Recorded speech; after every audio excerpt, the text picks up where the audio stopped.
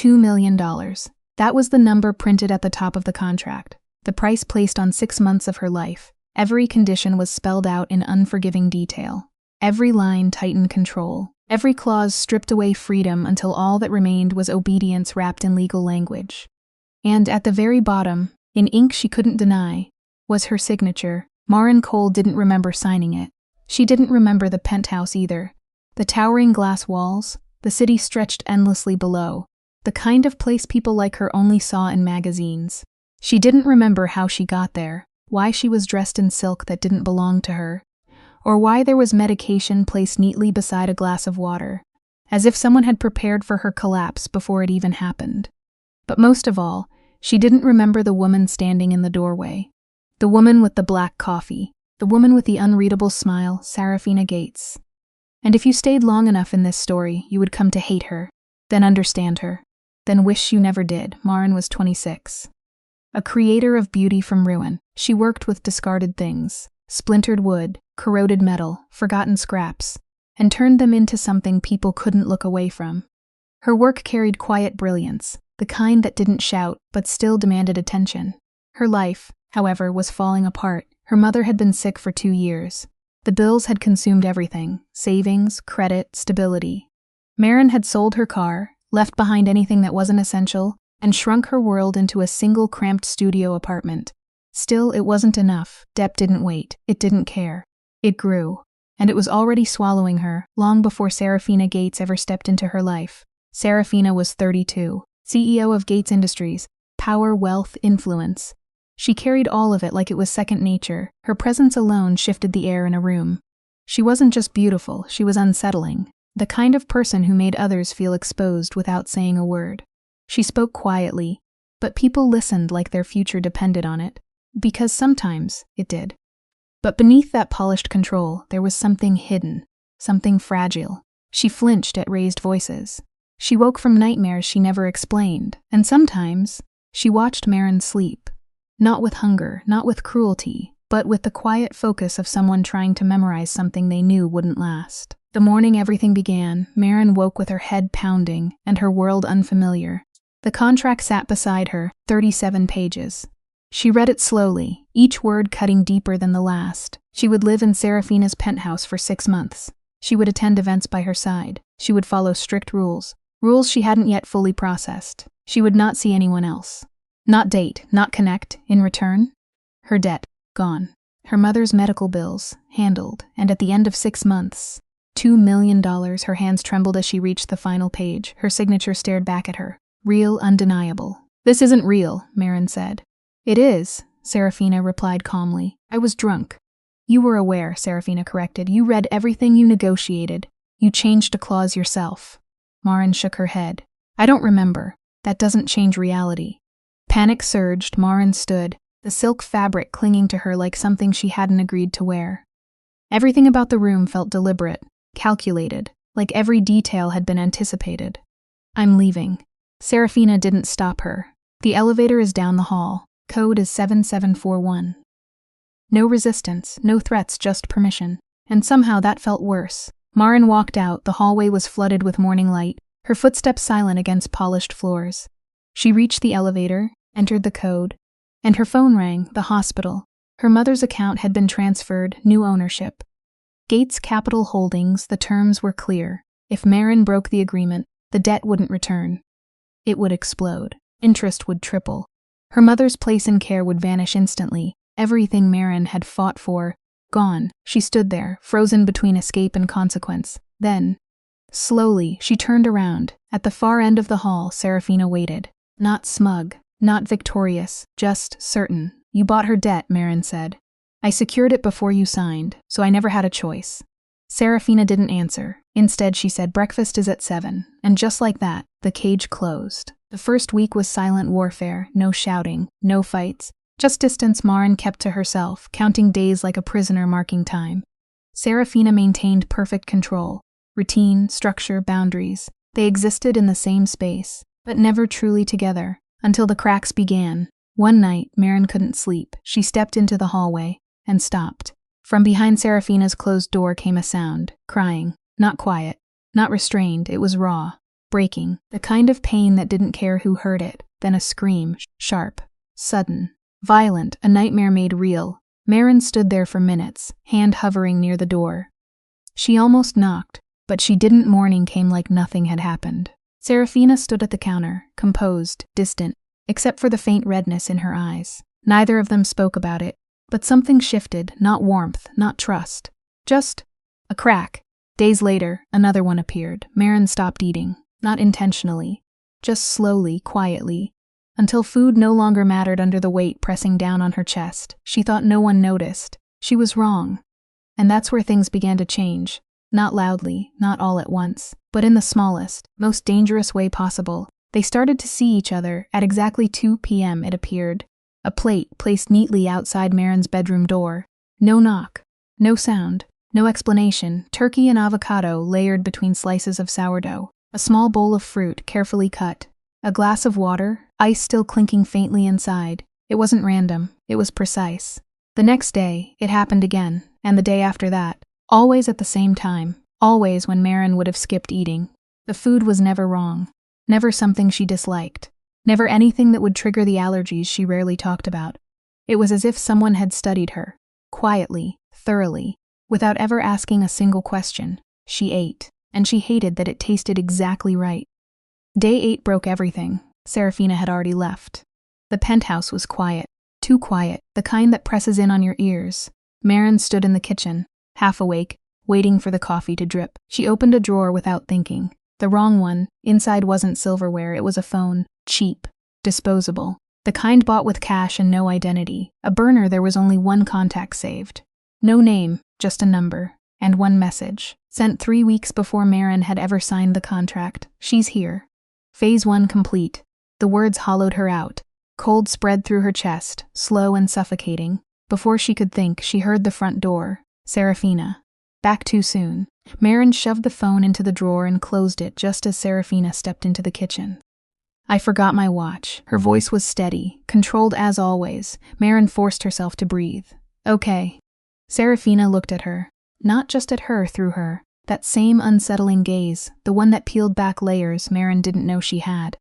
Are you all right? A pause. Too long. Then Serafina reached for her watch, fastened it to her wrist, and left again without another word. Maren stood alone, heart racing, thoughts spiraling. Phase 1. That meant there was more Phase 2. Phase 3. Maybe an entire design she had stepped into without realizing it. This wasn't just an arrangement anymore. She wasn't just living in a contract. She was inside a plan. Everything changed after that. The food at her door. The timing. The precision. It didn't feel like care anymore. It felt like preparation. Like conditioning. And still, that night, when Serafina returned and sat alone at the long dining table, Maren found herself watching. Serafina didn't look up. She ate quietly, movements controlled, posture perfect. But there was weight in her shoulders. Not power, not dominance. Something older, something tired. Loneliness, not as a feeling, but as a habit. Maren picked up her own plate, walked out, sat down at the opposite end of the table. No explanation. No permission. Serafina's fork paused midair. A flicker crossed her face, surprise first. Then something softer. Something unguarded. It vanished almost instantly, sealed behind the same composure she wore like armor. They ate in silence. But it wasn't empty. It was loud in a way words could never be. That night, Maren called Wren. Wren Bishop answered on the second ring, which alone was suspicious. You've been off for 11 days, Wren said immediately. I've been counting. Talk. Maren leaned against the wall, closing her eyes. I can't. Not yet. Maren, you disappeared. No location, no updates. And last time I saw you, you were dressed like you robbed a luxury store. So pick one crime or danger. It's complicated. Make it uncomplicated. Maren almost told her everything. The contract, the penthouse, the debt, Serafina, the woman who screamed in her sleep, and left food at her door, and looked at her like she was something worth remembering before it was gone. The truth sat right there, ready to spill, but she swallowed it because saying it out loud would make it real. I'm okay, she said softly. I just need time. You get 2 weeks, Wren replied. After that, I'm showing up with tools and bad decisions. Maren almost smiled. Fair. I love you. I love you too. After the call, silence returned. Maren sat on the edge of the bed, pressing her hands against her eyes. She missed her old life. The tiny apartment, the chipped mugs, the stubborn pride of surviving without help. She missed being broke, but free. And yet, there was something she refused to admit, even to herself. She noticed things, small things, dangerous things. The way Serafina's cologne lingered in the hallway long after she left. The scent of espresso and cedar woven into the walls of the penthouse. The way Serafina said her name, Marin. Like it was something she had practiced alone until it felt right. Day 12, Marin sat on the balcony, sketching. The city burned gold beneath the setting sun, her pencil moving fast as she shaped an idea into existence. Reclaimed wood, clean lines, something strong made from something broken. She didn't hear Serafina come home, didn't see her standing just inside the glass doors, watching. When Marin finally looked up, their eyes met, and something shifted. Serafina wasn't composed. She wasn't controlled. There was something else there. Something raw, an ache that hadn't been hidden fast enough, a hunger that didn't reach. Just watched, like it already knew it would lose. Marin's voice came out quiet. Take a picture. It'll last longer. I already have plenty. The words hit hard, too hard. Marin stilled. What does that mean? It means you're worth noticing. Everything about this requires explanation. Something tightened in Serafina's jaw, then she stepped back. Dinner in 20 minutes. I ordered from your favorite Thai place. Marin frowned. I never told you that. A pause. Too long. You mentioned it. No, I didn't. Serafina didn't answer. She walked away. Marin stayed on the balcony, her pulse no longer steady. No, she whispered under her breath. Absolutely not.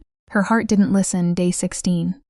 The night everything changed, Marin stepped out of the shower, wrapped in a towel, hair still damp against her skin. The hallway was quiet. Until it wasn't. Serafina stepped out of her office at the same moment. They froze. Eyes met, held. Serafina's gaze dropped, just for a second, down the line of Marin's body, the damp skin, the edge of the towel, then snapped back up like it burned. Her jaw tightened. Her breath shortened. Like control was something she was actively holding together. Neither of them moved. The space between them felt smaller than it was. 5 feet, maybe less. Marin should have stepped back. Should have ended it right there, another moment buried. Another silence added to the collection. She didn't. She stepped forward. Serafina stepped back. Her shoulders hit the wall. And for the first time, the woman who controlled everything had nowhere left to go. And neither of them looked away. The shift in power was immediate. Marin felt it like a current snapping in reverse. Sudden, electric, undeniable. Something inside her, something that had been tightly caged since the moment she signed that contract, broke loose, and it didn't come back quietly. She stepped closer, not touching, just enough to close the distance until the air between them turned heavy. Close enough to feel Serafina's breath falter against her skin, close enough to see the pulse racing wildly at her throat. Are you afraid of me? Serafina's answer came fractured, terrified. Marin studied her, the tension in her jaw, the way her hands were pressed flat against the wall, like she didn't trust herself to move them. The fight in her eyes, control battling something far more dangerous underneath. This was the woman who controlled empires, the woman who bent entire rooms to her will without raising her voice. And right now, she was unraveling. Because of her, a slow smile spread across Marin's lips, deliberate, dangerous, good. And just like that, she turned, walked away, closed the door behind her. The second it shut, her composure collapsed. Her back hit the door. Her legs trembled. Her heart slammed so violently she could feel it in her throat. She pressed a hand over her mouth, unsure whether she wanted to laugh, scream, or go back out there and finish what she had started. Because she had just realized something far more dangerous than the contract. Far more dangerous than the debt. Far more dangerous than the burner phone hidden in a drawer. She liked it. She liked the way Serafina looked at her, liked the tension, the heat, the invisible pull tightening every time they got too close. She liked the shift, the power, and she wanted more. On the other side of the wall, Serafina hadn't moved, still pressed against it. Eyes closed, breathing uneven, like she had barely escaped something. Her voice barely carried through the empty hallway. I'm in trouble. She had no idea how right she was. 3 weeks into the arrangement, Serafina gave a simple instruction. Clear your evening tomorrow. What kind of event? An underground art auction. Collectors, dealers, old money pretending not to acknowledge new money. I attend twice a year. It's expected. And I'm going because. The contract. The next evening, a garment bag waited on Marin's bed. She unzipped it and forgot how to breathe. The dress was emerald, deep, dark enough to shift almost black under shadow, backless, elegant, dangerous. It wasn't just clothing, it was intention, and it fit perfectly, not approximately, not adjusted, perfectly. Every seam aligned with her body like it had been made for her, as if someone had studied every detail with obsessive precision. Maren stared at herself in the mirror. She felt beautiful, and watched. When she stepped into the living room, Serafina was already there, black suit, open collar. Effortless control. She looked up, and went completely still. 3 seconds passed, silence stretched. Serafina's gaze moved slowly, deliberately, taking in every line of the dress, every detail of Maren. Something flickered behind her eyes, something unguarded, gone almost instantly. "How does it fit so well?" Maren asked quietly. "I pay attention." "To what?" "The things that matter." The car waiting outside didn't need a name or a price. It spoke for itself. They drove through unfamiliar streets, past wealth hidden behind quiet exteriors, until the city shifted into something older, darker. The building looked abandoned, an old cathedral swallowed by time, stone walls, ivy creeping over the surface. Stained glass darkened from within. No signs, no crowd, just a door. Serafina's hand settled at the small of Maren's back as they approached. Warm, steady. Intentional. Maren didn't move away. She told herself it was part of the act. She told herself a lot of things that night. Inside, the cathedral had been transformed, not restored, reinvented. Amber lighting glowed against exposed stone arches. Art floated on suspended wires, rested on reclaimed wood, existed in a space that felt half real, half imagined. The room was small, exclusive, power wrapped in silence. Serafina moved through it like she belonged at its center. Every introduction was effortless, every conversation controlled. And every time, she said the same thing. "This is Maren. She's important to me. Not a guest, not temporary, important." It felt like a title and a warning. Maren smiled, spoke, played her role. But inside, something was shifting. She could feel it, the pull, the gravity. And she didn't know how to stop falling. Then the room changed, not gradually, instantly. A woman entered, tall, striking. Platinum blonde, pulled back with precision. Her presence didn't ask for attention. It expected it. Blair Ashford. She moved toward them like she already knew how this would unfold. Serafina's hand tightened against Maren's back. Not fear, preparation. "Serafina," Blair said smoothly. "It's been a while." Her eyes stayed on Serafina, sharp, knowing. "I didn't realize you were collecting again." Then she looked at Maren, and everything in her expression shifted: curiosity, amusement, and beneath both, pity. "You must be the new one. My name is Maren."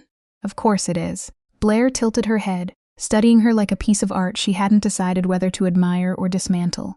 She always chooses creative ones. A faint smile. "They break more, interestingly." "That's enough." Serafina's voice dropped low, controlled, but not unshaken. Blair lifted her hands slightly. "Mock, I'm not here for conflict. Just the art." A pause, then softer. "Lot 23. You'll want it." She turned to leave, stopped, looked back at Maren. "A piece of advice?" she said. "I didn't ask for one. They never do."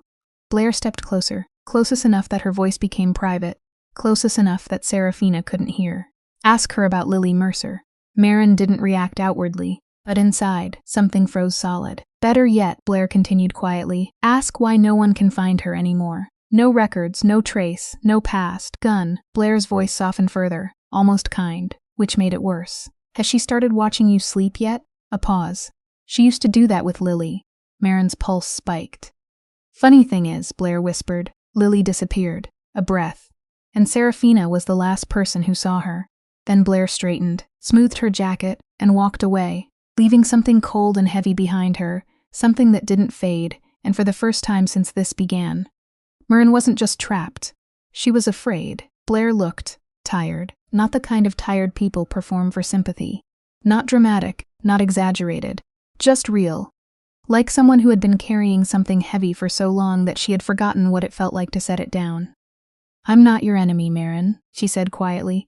"I know it looks that way, but I've been exactly where you are." Her gaze dropped briefly to Maren's dress, and it fit me perfectly too. Then she was gone, no dramatic exit, no final glance. She dissolved into the crowd like smoke, slipping through dim light. Maren stood frozen between two towering sculptures, the noise of the room fading into something distant and hollow. Everything she thought she understood shifted, Across the room, Serafina was watching Blair leave, and the expression on her face stopped Marin cold. It wasn't anger, it wasn't irritation, it wasn't control, it was fear. Serafina Gates, the woman who commanded boardrooms, who controlled billions, who had orchestrated every detail of Marin's situation, was afraid of Blair Ashford, and Marin needed to know why. Before she could move, the auction resumed. Lot 14. The spotlight shifted, a sculpture was brought forward. Marin's breath caught reclaimed piano keys, shattered wood, broken pieces fused into something that looked like wings, fractured, raw, and somehow still reaching toward flight. She knew it, of course she did. She had made it, 2 years ago, in her old studio. Back when her life had been smaller, harder, but hers. It had sold for $600 to an anonymous buyer. She had never known who, until now. Opening bid $15,000. The room stirred, then 20. Serafina. Another bidder, 30, 50. Serafina again, no hesitation. No glance toward anyone else. Her eyes stayed locked on the sculpture, and her expression. Marin had seen it once before, on the balcony, when Serafina had looked at her like she was something worth remembering before it was gone. The room fell quiet. $50,000 for a piece without a name attached, without recognition, without context. Sold to Miss Gates. Marin couldn't breathe, because suddenly everything made sense. Serafina hadn't just learned her preferences. She hadn't just memorized her habits. She had known her before this, before the contract, before the penthouse. She had been there, watching, toosing. She had bought that sculpture 2 years ago, kept it, brought it here, and then paid $50,000 for something she already owned. Not for the object, for the value, for the statement. This wasn't normal. It wasn't casual. It wasn't even just control. It was obsession. And yet, it was also something else, something dangerously close to belief. Marin turned away before anyone could see the burn in her eyes. The ride home was silent, but not empty. Something lived in that silence now, heavy. Breathing, Marin stared out the window, her thoughts looping endlessly. Blair's warning, Lily Mercer and Serafina. Calm, unshaken. Bidding $50,000 on something she had created when no one else had been paying attention. The elevator ride was quiet. 3 feet of space between them. Too much. Not enough. Marin broke first. The sculpture. Serafina didn't look at her. Yes, you bought it 2 years ago. A pause. Exactly 4 seconds, then, yes. You've had it this whole time, yes, and tonight you paid $50,000 for it again. The auction supports a children's arts foundation. That's not why you did it. The elevator doors opened. Serafina stepped out calm. Controlled, already putting her armor back on, Marin followed. She wasn't letting this go. Why did you buy it? Serafina stopped at the counter, setting down her keys, undoing the cuffs of her jacket with precise, practiced movements. Because it was extraordinary. It sold for $600. Then no one was paying attention. Marin stepped closer. And you were, 2 years ago, at a gallery you had no reason to be in. Serafina's hands stilled completely. You weren't nobody, she said quietly. You were the only real thing in that room. The words hit harder than they should have. Somewhere deep, somewhere dangerous. Marin swallowed, then forced the next question out. Who is Lily Mercer? The room changed, not visibly, but completely. Serafina's entire body went still. Not surface-level tension, something deeper, like the ground shifting beneath everything. Her hands dropped to her sides, her jaw tightened, her eyes, those controlled, unreadable eyes, went somewhere far away, somewhere painful. Where did you hear that name? Your ex made sure I wouldn't miss it. A step closer. Who is she? Another step. What did you do to her? Don't say her name in this house. Why? Marin shot back. What happens if I do? Do I disappear too? Her voice sharpened, because fear was turning into anger. I looked her up, Marin continued. At the auction, there's nothing. No records, no history, no proof she ever existed. A breath. She's gone. Silence heavy. Unforgiving. Serafina braced her hands against the counter, like she needed something solid to hold on to. She didn't disappear because of me. Her voice was stripped raw, no polish, no control, just truth, whatever version of it she could manage. She disappeared because of what I couldn't protect her from. That's not an answer. It's the only one I have, right now, a beat. Or ever. Marin. No, her voice cut through, sharp. You don't get to say my name like that. Not while you're hiding something like this. The words came faster now, harder. You don't get to study me, control my life, buy my art, and then refuse to tell me if I'm living with someone who makes people vanish. I'm not. You know what I mean. Silence crashed between them. Heavy enough to leave marks? Serafina looked at her, really looked at her, and for a moment, the mask was gone. What stood in its place wasn't power, wasn't control, wasn't strategy. It was someone carrying something too heavy for too long, something sharp, something that had never stopped cutting. I will tell you everything, she said quietly, but not tonight. A step closer, careful, measured. I've never asked you for anything since you've been here. A breath.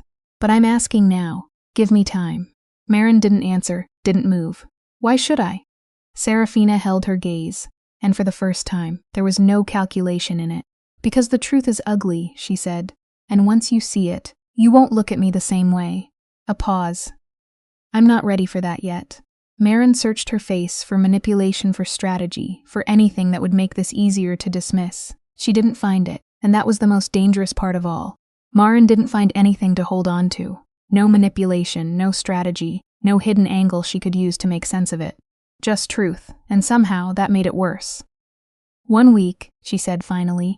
You have 1 week, then you tell me everything, or I walk. I don't care what it costs me. Serafina nodded slowly, like even that small movement carried weight. Marin turned and walked away. 6 steps, that's all she made it.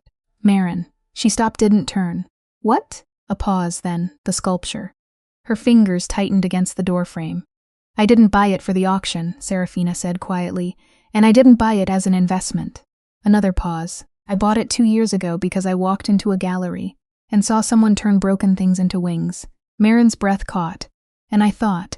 Serafina continued, softer now. If someone can do that to shattered wood, imagine what she could do to a shattered person. Marin didn't respond. She couldn't. She stepped into her room, closed the door, and collapsed. Her back slid down the wood until she hit the floor. Her hands came up to her face, pressing hard like she could hold everything inside. She was supposed to hate this woman. Everything said she should. The contract said captive.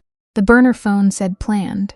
The missing woman said danger. Every instinct screamed the same thing, run. But her chest, her traitorous, untrustworthy chest, was saying something else entirely.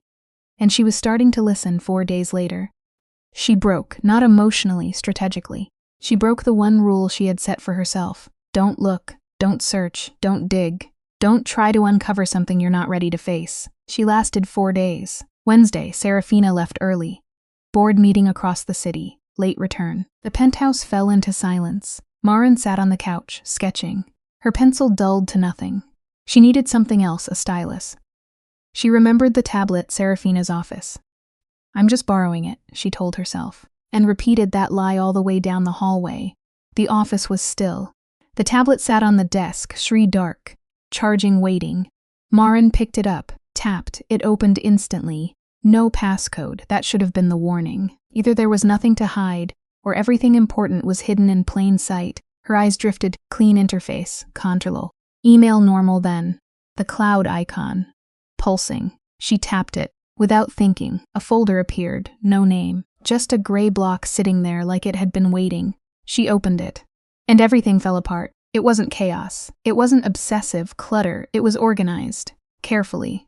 Professionally. The kind of structure that tricks your brain into thinking it's safe, until you understand what you're actually looking at. A spreadsheet color-coded. 7 months of Marin's life, before they ever met. Her coffee shop visits. Timsterst. Walking routes. Mapped, with alternates noted, grocery trips, itemized down to brand and frequency. Marin stopped breathing. She scrolled, screenshots, every post, every comment, every story, annotated. Next to a photo of a sunset Marin had once posted. She sees beauty in places most people pass without noticing. Next to a late-night post about her father. She carries grief like she carries her art. Clothes, protected, never fully shown. Marin's throat tightened. She opened another file. Health, a chart tailed, precise. Her purchases, dates, bore mapped. At the top, a note. Stock the guest room accordingly. She won't ask. She shouldn't have to. Marin set the tablet down, picked it back up, hands shaking. One more folder. Drafts, 16 versions of the contract. The first. Cold resistive ownership disguised as legality. But each version after. Changed. Curfews removed. Dress codes erased. Tracking eliminated. One note stood out. She'll feel caged. Remove this. Find another way to know she's safe. By the final draft. The one Marin had signed. The sharp edges were gone. Filed down, softened, not harmless, but different. Like someone trying to hold something gently, and failing, over and over, to stop gripping too tight. Marin sat in the chair and cried. Not out of fear, not out of anger, but because she was staring at something that didn't fit into any category she understood. Obsession, yes. Control, yes. But also restraint, awareness, effort, a cage. Built by someone who knew it was a cage and tried to make it softer. It was the most disturbing thing she had ever seen, and the most heartbreaking. The front door opened. Marin didn't move, didn't hide, didn't close the tablet. She waited. Serafina appeared in the doorway. Her gaze moved to the screen, then to Marin. And something inside her broke completely. How long? Marin asked. 7 months. Silence. Marin. 7 months, she repeated. You watched me before I even knew your name. Her voice shook, but didn't break. You mapped my life, my habits, my body, my grief. Serafina didn't move, didn't defend, didn't interrupt. It looks like I'm living with someone who built a custom cage and designed it specifically for me. Marin said, yes. The word landed heavy. Final. I watched you, Serafina said. I studied you. I created the situation that led you to that bar. Marin went still. Your client, Serafina continued quietly. The one who dropped you? That decision came from me. The air vanished. You made me desperate. Yes, so I'd say yes. Yes, no hesitation, no denial. Each answer hit like a fracture spreading through glass. Why? Marin asked. Why me? And this time, Serafina didn't hide. I saw your work, she said. A gallery. 2 years ago. No one knew who I was. I wasn't Serafina Gates that night. Just another person in a quiet room. Her voice softened. You had a collection there. Broken things turned into something else. A breath. And I couldn't look away. She met Marin's eyes, fully without armor. You made something out of ruin that looked like it could still fly. Silence stretched between them, and I thought, her voice nearly broke, if anyone could rebuild something shattered, it would be you. The moment with the shattered piano piece had never really left Serafina. It had only been waiting for the right moment to be understood. She spoke slowly, like every word had weight. That sculpture, the one shaped like wings, it had stopped her. Completely. For 20 minutes she had stood there, unable to move, unable to breathe, because someone had taken something destroyed, something beyond repair, and turned it into something impossibly beautiful. And in that moment, she had realized something dangerous. Whoever created that understood broken things, understood what it meant to fall apart and still become something more. Then Marin had walked up beside her, no recognition, no calculation. Just presence. Marin had looked at the piece, then at her, and said something simple, something that cut deeper than anything Serafina had ever heard. Most people only see what's broken. The interesting ones see what it's becoming, and she had smiled, not at a CEO, not at power, not at money, at her, at Serafina as a person. That had been the moment everything shifted, because no one had ever looked at her like that before, not once. So yes, she had watched Marin after that, followed her life from a distance, studied her patterns. Not because she wanted to hurt her, but because she didn't know how to want something without trying to control it. That was the truth. Every person Serafina had ever cared about had been taken from her in one way or another.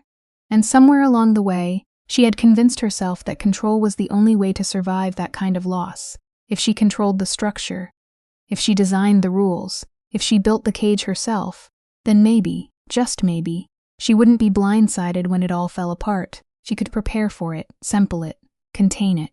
But that logic had consequences, because control didn't protect love, it distorted it.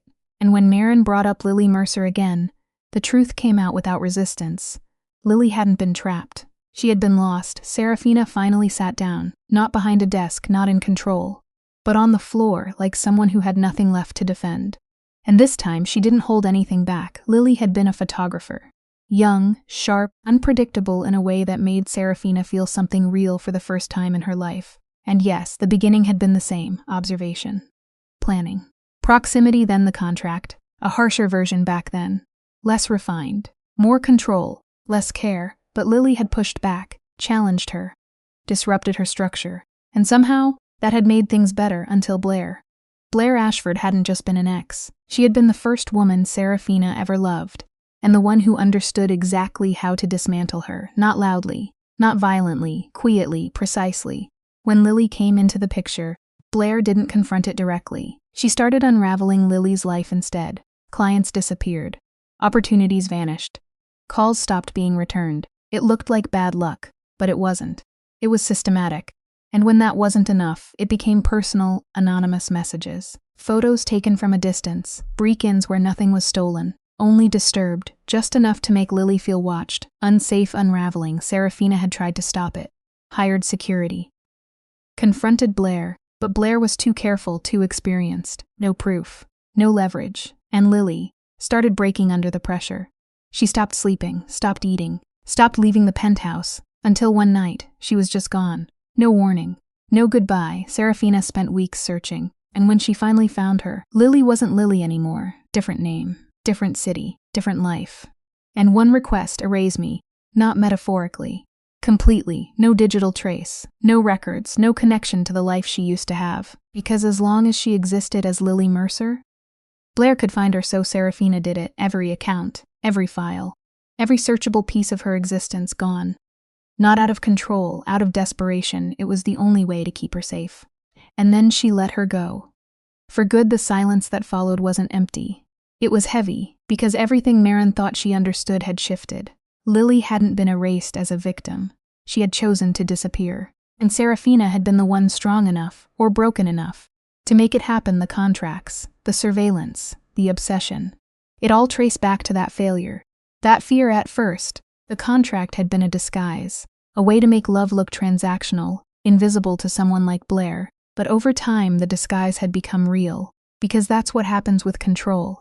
It starts as protection, and ends as a cage. Serafina admitted it without defense. She didn't know how to do it differently. Every time she tried to protect someone, she ended up trapping them. And by the time she realized it, they were already gone. Maren listened to all of it. Every word, every fracture. And when she finally moved, it wasn't impulsive, it was deliberate. She stepped closer, but not to comfort blindly, to confront honestly. What Serafina had done to her wasn't okay. Not the surveillance, not the manipulation, not the engineered desperation, none of it. And she wasn't going to pretend it was. But at the same time, she didn't see a monster. She saw someone who had survived something damaging enough to rewire how she understood love. Someone using broken tools because no one had ever given her better ones. That didn't excuse anything, but it explained everything. And for Maren, that difference mattered. Serafina told her she shouldn't trust her. Maren didn't argue. She simply made it clear that decision wasn't Serafina's to make. For once, control didn't belong to her. Then Maren did something small, but irreversible. She reached out carefully and took Serafina's hand, not as forgiveness, not as romance, as grounding, as proof that she wasn't walking away. Not yet. For a brief, unguarded moment, Serafina held on like it was the only steady thing left in her world, and then Maren let go, because staying didn't mean surrendering, it meant thinking, breathing, choosing. She left the room to find space, because what she had just learned didn't fit neatly into fear or trust, it existed somewhere in between. And that space was dangerous. 2 nights later, everything shifted again. The kitchen was still long past midnight when Maren finally gave in to wakefulness. The seam had stopped being an option hours ago. Her thoughts kept circling the same thing. The tablet, the spreadsheets, the drafts of a contract that had reshaped her entire life before she ever knew it was being rewritten. Every time she closed her eyes, she saw it again. Structured, precise, intentional. Like her existence had been filed away and studied before she even arrived. She ended up in the kitchen for water. Serafina was already there, sitting at the counter in silence with a glass of whiskey she hadn't touched. Still in her work clothes, collar loosened, hair slightly undone. Not composed in the way she usually was, but exhausted in a way that stripped the performance away. Maren should have turned back. That distance between them had been deliberate since the office confrontation. A careful, controlled space where nothing was admitted and nothing was asked too soon. But she didn't leave. She stepped in anyway, poured herself water, and sat 2 stools away. Neither of them spoke. The city outside carried on as if nothing had changed. Distant traffic. A siren somewhere far off. The hum of the refrigerator filling the gaps between 2 people sitting in a silence too heavy to be casual. Eventually, Serafina spoke. The sculpture from the auction had been moved to storage. It could be delivered if Marin wanted it. It had always been hers, in Serafina's mind. Marin looked at her slowly. The way she spoke made everything sound like logistics, like transactions, like ownership explained in careful language that tried not to sound like control. She pointed out the price, 50,000. Serafina answered without hesitation. The 600 had been an insult. It didn't reflect what it was worth. Marin's gaze held steady. Every word from Serafina carried that same contradiction. Precision that sounded like calculation, but felt like something closer to devotion. Finally, Marin broke it. She asked why everything Serafina said sounded like a deal being negotiated and a confession trying not to be one at the same time. Serafina's grip tightened around the glass. When she answered, it wasn't rehearsed. It wasn't polished. It was uncertain, because she didn't know how to separate care from control anymore. The two had fused too tightly over time. Marin didn't let it soften her. She told her plainly that people couldn't be acquired. That love wasn't something to be mapped, measured, or structured into obedience. Serafina finally looked at her, and that was when Marin stopped speaking mid-sentence, because there was nothing guarded left in her expression, nothing calculated. Only exposure. Marin finished anyway. Serafina couldn't keep looking at her like she was the answer to something unresolved inside her, like she had been waiting her entire life for Marin to appear in front of her. That was the part that made it impossible to ignore. The kitchen felt smaller as Marin stood up. The space between them collapsed slowly, deliberately, until there was nothing left but proximity, and everything neither of them had said out loud. Serafina rose too. Not confidently, not in control, like she was bracing for impact she both feared and wanted. Marin walked around the counter. Each step was intentional. Each step closed the distance further until there was no room left for avoidance. Serafina's breathing shifted, controlled at first, then uneven. Her body reacting before her mind could intervene. The air between them changed heavier, sharper. Marin told her to stop her if she needed to. Serafina's voice came out strained, barely holding together. She didn't want this to stop. She had wanted it for longer than she could admit. From the moment, Marin stood beside her in a gallery and looked at her like she was human instead of a position or a name. Every day since had been restraint. Every moment had been resistance. And she was done resisting. That was all it took. Marin grabbed her collar and pulled her in. The kiss wasn't careful. It wasn't gentle. It wasn't something that asked permission from hesitation. It came out of frustration, out of everything unsaid, out of months of pressure with nowhere to go. Serafina responded like something inside her finally gave way, like she had been holding her breath for years and had just been allowed to inhale again. Her hands came up to Marin's face immediately, not possessive, not controlling, anchoring, holding her like she was something real and fragile and impossible to lose again. Marin pressed her back against the counter. Serafina followed without hesitation. The sound she made wasn't composed or controlled. It broke through every layer she had ever built to contain herself. And for the first time, she didn't feel like a CEO. She felt like someone finally allowed to want something without consequence. When they separated, it was only slightly. Foreheads resting together, breath uneven, the silence between them no longer empty, but charged. Marin spoke first. This didn't fix anything. It didn't erase what Serafina had done. And it didn't rebuild trust. Serafina agreed without resistance. She understood that. She understood that nothing about this was forgiveness, only honesty. Marin's voice dropped lower. If Lily's story wasn't the truth, if anything Serafina had said was incomplete or false, then everything between them would end. Serafina didn't argue. She simply nodded. And for the first time, there was no strategy behind her response. Only acceptance. Marin stayed there for a moment longer, then stepped back. The space returned slowly, reluctantly. She left the kitchen first, and Serafina didn't follow. She stayed in the silence. Fingers still trembling slightly where Marin had held her, because something irreversible had just happened between them. A line had been crossed, and neither of them knew yet what it would cost. But far beyond the walls of the penthouse, someone else was already moving. Blair Ashford had been watching, waiting. And the moment she confirmed what had changed between Serafina and Marin, she began making calls, because attachment was a weakness. And she intended to use it. The next morning arrived quietly. Nothing was spoken about the night before. Nothing was acknowledged. Marin woke alone in the guest room, staring at the ceiling long after sunrise. The kiss replayed in fragments she couldn't fully control. The way Serafina held her, the way she broke, the way she didn't feel like power in that moment, only presence. Downstairs, Serafina was already dressed for work. Composed again, coffee in hand, Mace fully restored, like nothing had happened. They passed each other in the kitchen with careful neutrality. Good morning. Morning. No mention of midnight, no mention of anything. But the silence between them was no longer empty. It was charged with memory, and neither of them could pretend otherwise. That morning, Marin called Ren, and for the first time, she spoke out loud about what she was beginning to understand. How something could feel like danger and intimacy at the same time, and how impossible it was becoming to separate the two. Ren listened carefully, then said what Marin didn't want to hear. That none of it changed the imbalance. That control wasn't softened just because it came with emotion, and that love, if that's what it was, didn't cancel out power, it only complicated it. And somewhere in that conversation, Marin realized the hardest truth of all. Whatever she was feeling for Serafina, it wasn't safe, not yet, and maybe not ever. They were in the kitchen long after midnight. Marin hadn't been able to sleep. The discovery of the tablet kept looping through her mind in sharp, restless fragments. She wandered out for water and found Serafina already there. She was sitting at the counter with a glass of whiskey she wasn't drinking, still dressed from work, tie loosened, hair slightly undone. She looked like exhaustion had been shaped into something almost beautiful.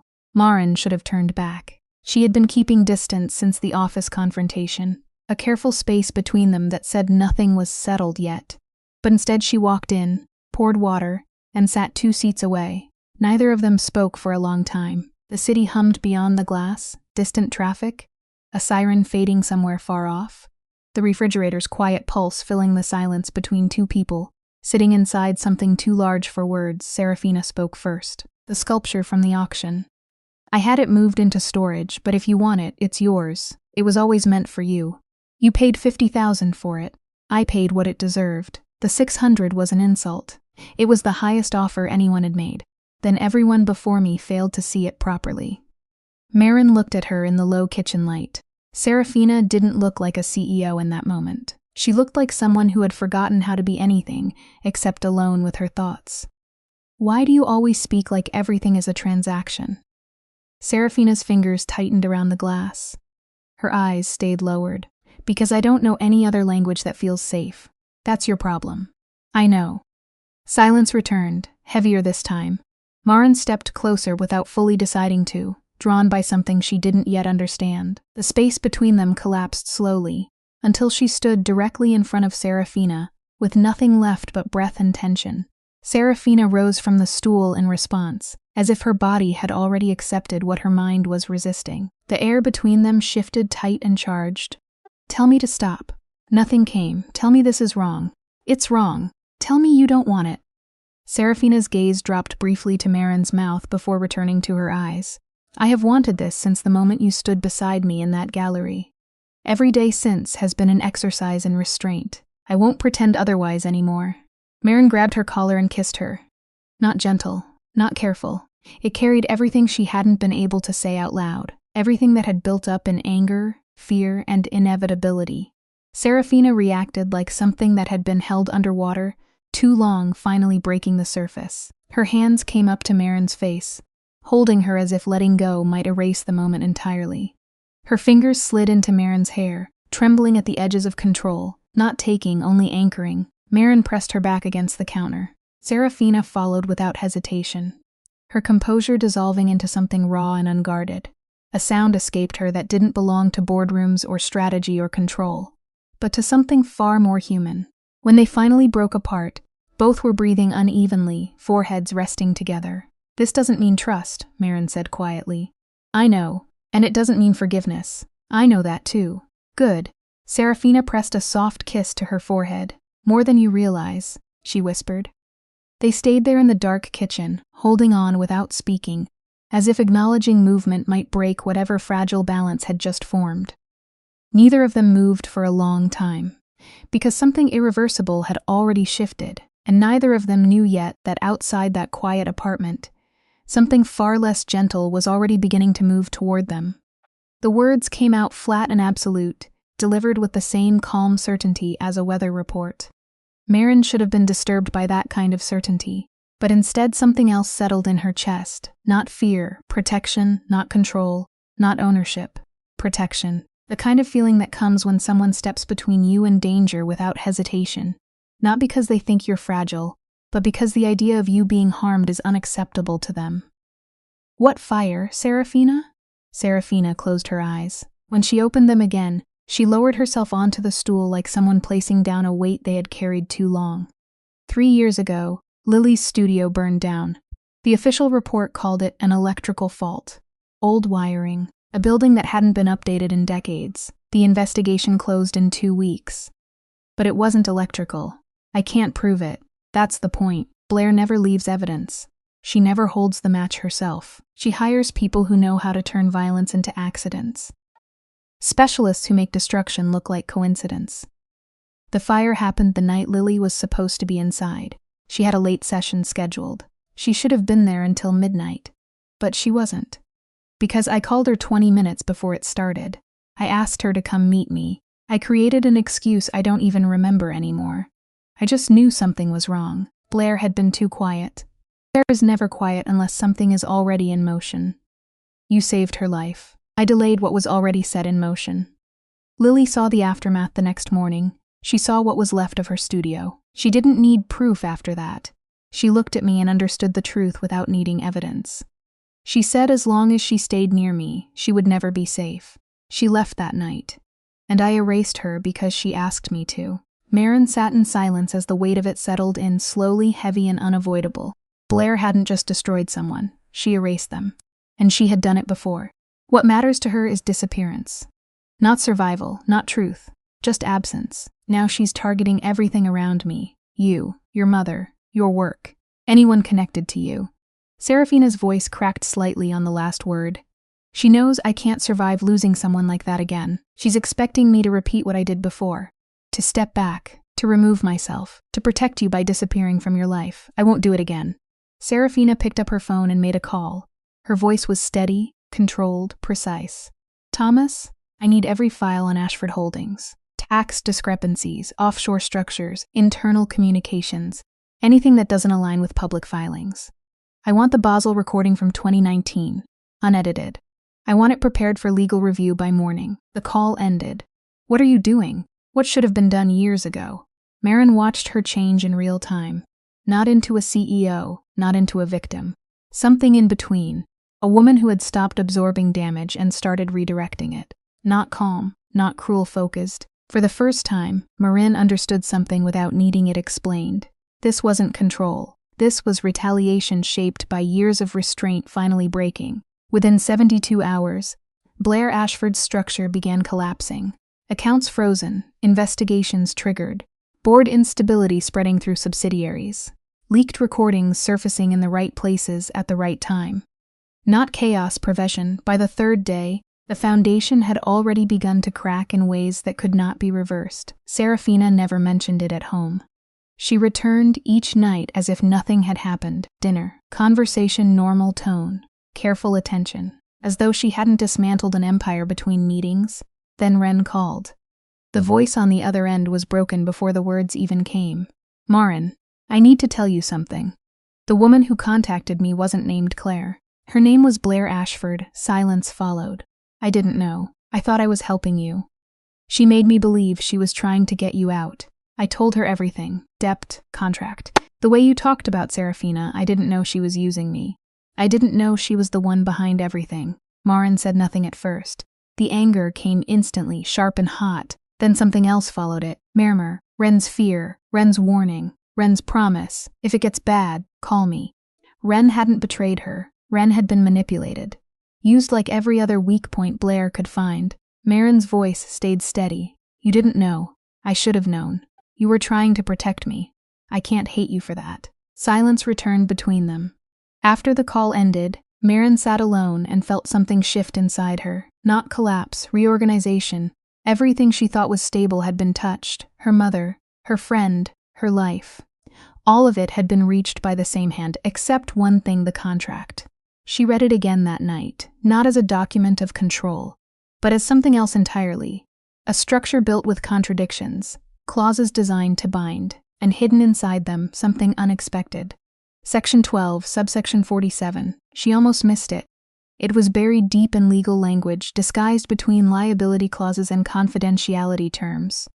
She read it once, then again, slower, and then she stopped breathing properly. In the event that the contracted party develops genuine romantic attachment to the contracting party, as declared solely by the contracted party, all terms of this agreement become immediately void. All debt obligations listed in Appendix A are forgiven in full. The contracted party retains all compensation outlined and is free to terminate the arrangement immediately, without penalty or restriction. The room went quiet in a way that felt unreal, not a cage, not a trap, a release clause, a way out that depended entirely on a truth Serafina had never forced, never demanded, never tried to fabricate. And for the first time since the beginning of all of this, Marin understood something terrifyingly simple.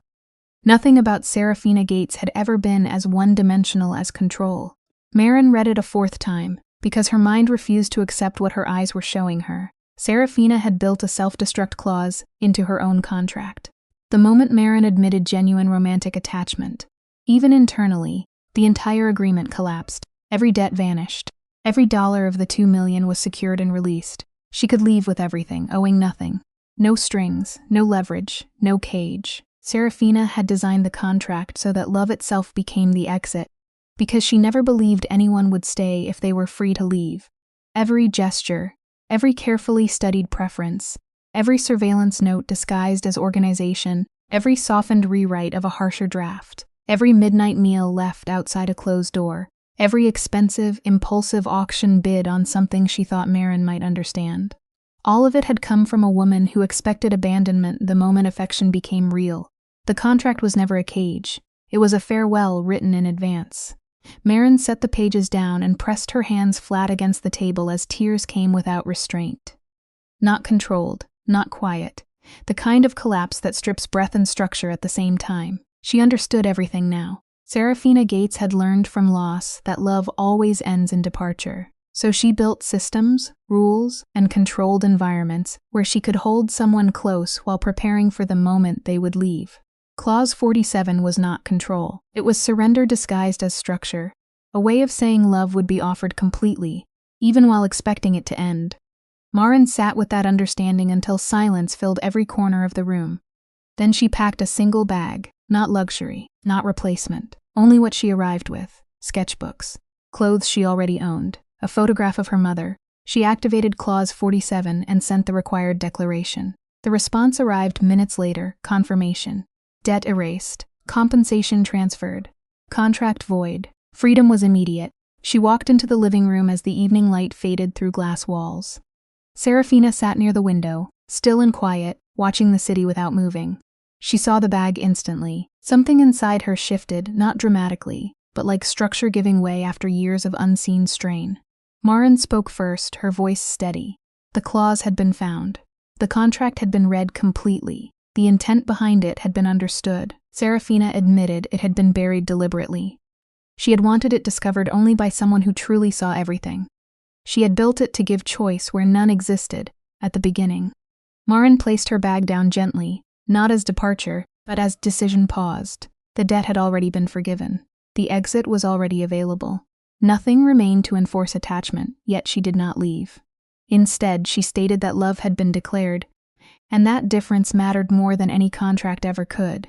She chose something without structure, without enforcement, without guarantee. A beginning that required rebuilding everything from nothing. Serafina stood slowly, as if movement itself required permission. Years of control collapsed into hesitation, then into something fragile and unfamiliar.